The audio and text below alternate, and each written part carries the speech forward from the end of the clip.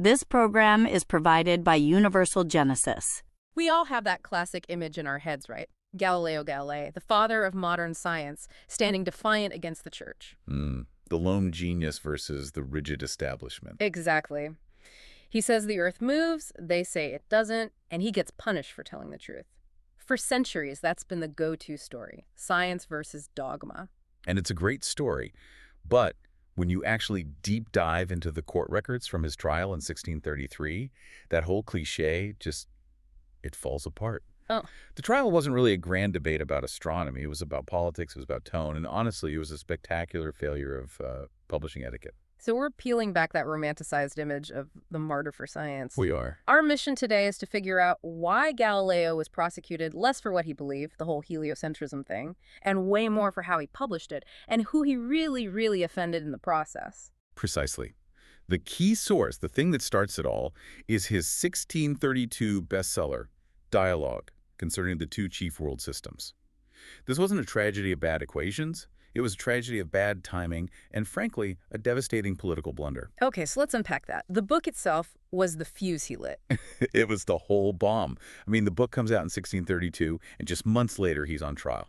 There's a direct line. And the book was set up like a debate, but it was, let's say, a little one-sided. Oh, completely. It's a masterful piece of persuasion. Any reader, a smart reader at the time would walk away absolutely convinced that the Earth moves around the sun. But in writing it that way, he made 3 fatal mistakes. Okay, let's take them one by one. Mistake number 1, the content violation. Right, so you have to go back 16 years to 1616. The church had officially warned Galileo. They called him in and told him explicitly, you cannot teach or defend heliocentrism as a fact. They said he could discuss it as a theory, a hypothesis. Exactly. Treat it as a mathematical tool for calculations, nothing more. But the dialogue it demolishes that. It so elegantly and strongly convinces the reader that the theory is true. So boom, violation of a direct administrative order. That's a big deal, but other scholars probably bent those rules. They did. But mistake number 2 is where this goes from an academic issue to a full-blown political crisis. The tone. The style of the book itself. This is the fatal blow. This is what turns it personal. Galileo was, a celebrity academic. Yeah. He was a star, and he wrote in this clever, readable way for a big audience. And in the book, he creates 3 characters to have this debate. Yep. One argues for Copernicus and the sun-centered view. One is sort of a neutral moderator. And then there's the guy who defends the old Earth-centered model. And this character's name was Simplicius. Simplicius, which is basically Latin for simpleton or fool. Wow. Okay, so not subtle. Not at all. Yeah. It already suggests that anyone holding the traditional view is an idiot. Right. But it gets so much worse. The arguments he puts in the mouth of this dullard Simplicius are almost word for word the same arguments that Pope Urban VIII had personally made to Galileo. Wait, the Pope, not some random cardinal, but the sitting Pope. The sitting Pope, who, by the way, used to be a friend and supporter of Galileo's back when he was Cardinal of Barberini. So this is personal. Deeply. Urban had given Galileo these very specific, nuanced reasons for why heliocentrism had to remain a hypothesis. And Galileo just takes those arguments and gives them to the character named Foolish. That's not just a debate, that's a character assassination through satire. It was seen as a profound betrayal, a public mockery of the Pope's intelligence. That crossed a line that astronomy on its own never could have. Which brings us to mistake number 3, the political timing.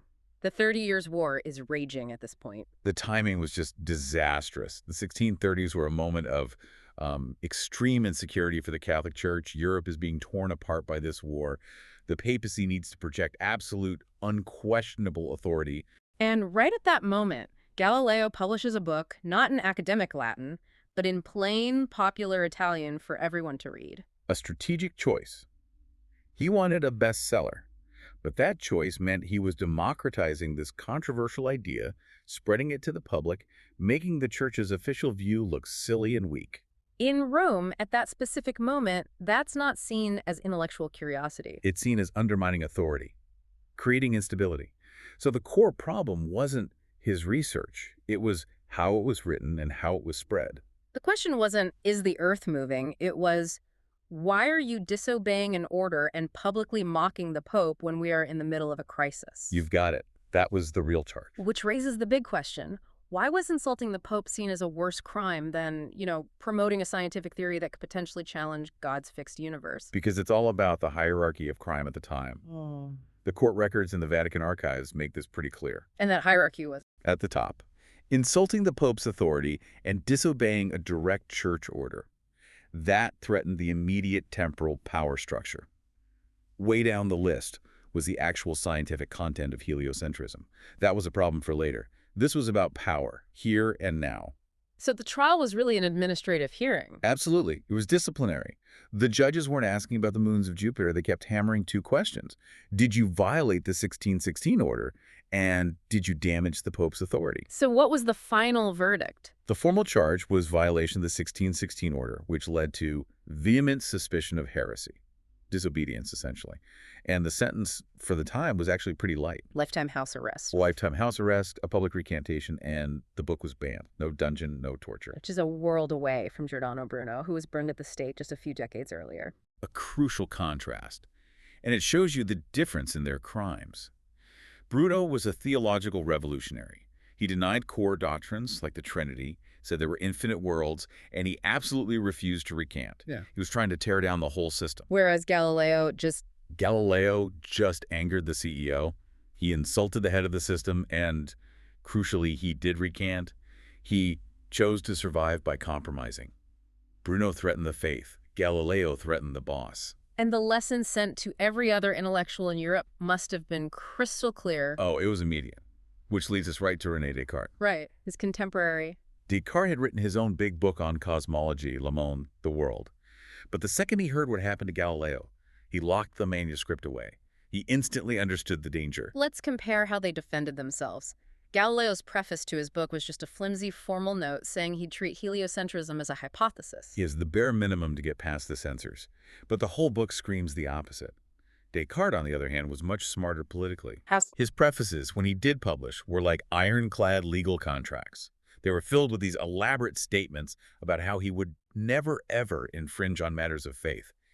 He built himself a legal escape route before you even got to page 1. Galileo relied on his fame and wit. Descartes relied on a good lawyer, basically. Basically, yes. Galileo wrote this blockbuster, an intellectual entertainment meant to be a popular hit. That kind of high-risk, high-reward strategy was just completely incompatible with the political climate in Rome. So when he was forced to recant, was that just him playing the game to survive? Did he still believe his science was right? Oh, absolutely. The recantation, the abjuratio, was a performance. It was a declaration of obedience. He swore not to hold, defend, or teach the idea anymore. He was giving up his right to speak on it publicly, not admitting his math was wrong. A strategic retreat. And because he survived, he was able to keep working. Exactly. He was restricted in subject, not in writing entirely. Astronomy was off limits, but physics was okay. Which is how we got his next and maybe even more important work. His monumental work, New Sciences, published in 1638 while he was still under house arrest. It's the foundation of modern mechanics, all about falling bodies, projectiles. It's arguably his most important contribution to science. And where did he publish this one? Not in Italy, I'm guessing. No way. He sent it north. It was published in Leiden, in the Netherlands, by the Elsevier Publishing House. The same network Descartes used. The very same. It wasn't a move to total freedom. It was a move to a refuge of realism. He abandoned the dangerous topic of astronomy and moved to a safe publisher in a Protestant country. He learned his lesson. The geography of power is so critical here, it makes you wonder why he was in Florence in the first place. He was the court mathematician for the Medici, the Grand Duke of Tuscany. He chose that. He left a safer university job in the Venetian Republic in Padua to go back to Tuscany for the prestige and the money that came with Medici patronage. And that patronage was a double-edged sword. Completely. It tied his work directly to the Medici family's political reputation. So when the trial happened, it was a huge embarrassment for them. But they didn't protect him. They couldn't, or they chose not to. They needed the Pope's favor more than they needed their star scientist. So they sacrificed Galileo, gave him a comfortable house arrest instead of a prison cell. But they let the trial happen. The state wasn't strong enough to shield him. And not there. Not then. And Descartes saw that. He deliberately avoided any ties to courts or patrons. He stayed independent to stay safe. So when we look back, Galileo wasn't this naive seeker of truth. He was a savvy political operator who had mastered the art of fame. He was a witty, brilliant physicist who played the game and won for a long time. His fatal mistake was assuming a witty joke that worked in the court would work when he put it in a best-selling book aimed squarely at the Pope. So what we've really learned is that Galileo wasn't punished for his science. He was punished for political arrogance, a badly timed joke, and for completely miscalculating the power of the printed word in the 17th century. That's the core lesson. It's the one Descartes learned overnight. Intellectual freedom isn't secured by being right or by being famous. It's secured by the political systems and institutions that protect it, whether that's a clever preface or a publishing house 1,000 miles away. A lesson in realism over romance. Okay, so here's something for you to mull over as you continue your own deep dive. Galileo's ultimate success was surviving to write new sciences. But what if he had chosen to be a martyr like Bruno? If he had refused to recant and been executed for astronomy, would modern physics have advanced faster? Or was his, let's say, unheroic decision to shut up and survive the most practical choice for the future of science itself? Something to ponder. This program is provided by Universal Genesis.